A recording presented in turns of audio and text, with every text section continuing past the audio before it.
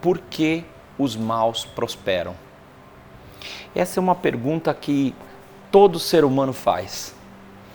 Quando você vê a pessoa pegar o atalho e aparentemente ser mais bem-sucedido. Quando você vê o que não sabe ser colocado num lugar de destaque, enquanto o que sabe é rebaixado.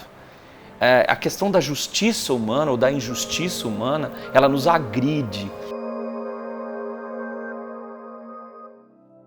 Quanto a mim, porém, quase me resvalaram os pés. Pouco faltou para que eu desviasse os meus passos, pois eu invejava os arrogantes ao ver a prosperidade dos maus. Em só refletir para compreender isso, achei essa tarefa muito pesada para mim, até que entrei no santuário de Deus e descobri qual seria o fim deles.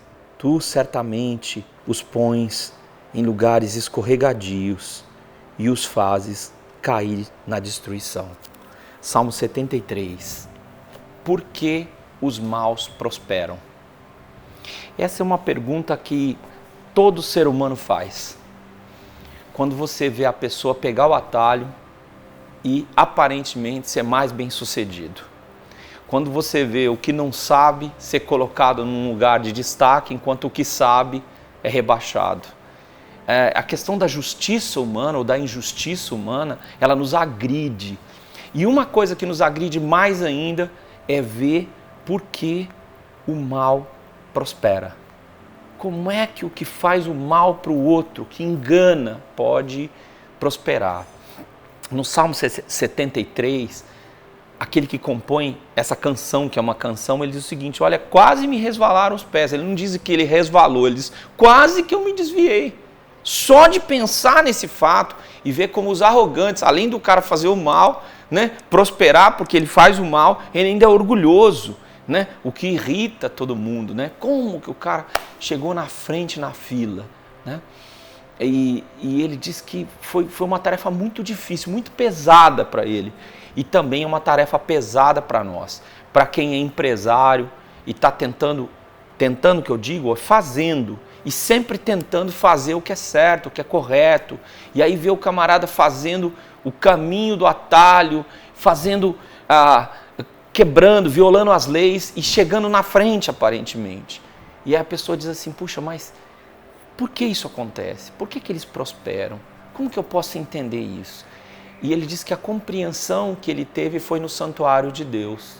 Ele só entendeu isso quando ele chegou no santuário de Deus e viu que tem um fim isso. E eu queria te alertar para uma coisa. Quando ele fala de santuário de Deus, eu não creio que ele está falando só de uma igreja, mas ele está falando sobre o reino de Deus, sobre como Deus opera.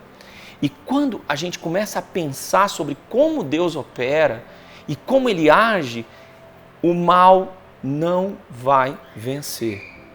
O mal não consegue vencer todas as batalhas. Ele consegue prosperar por um tempo até a sua destruição. E isso aconteceu na história da humanidade desde que a humanidade existe. E isso aconteceu na história da humanidade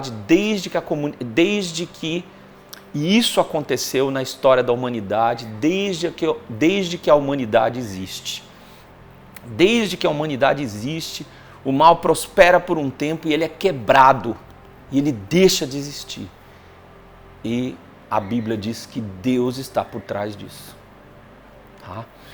Eu e você não podemos cobiçar o mal. Eu e você não podemos escolher esse caminho, porque Deus, que é o bom, o bem, Ele não só recompensa, mas o santuário nos diz o seguinte, que se eu quero ter uma vida com transcendência, mais do que essa terra aqui, eu preciso de Deus. E Deus não faz pactos com o mal. Você gostou dessa mensagem? Comenta. Dá o seu like. Você não está inscrito no canal? Por favor, se inscreva no canal. Mas também põe o sininho lá, porque para você receber a mensagem do dia seguinte. Usa a ferramenta de compartilhamento que você quiser no seu WhatsApp para mandar para outras pessoas. Seja o Adi, seja esperança para outras pessoas. Eles estão contando comigo e com você.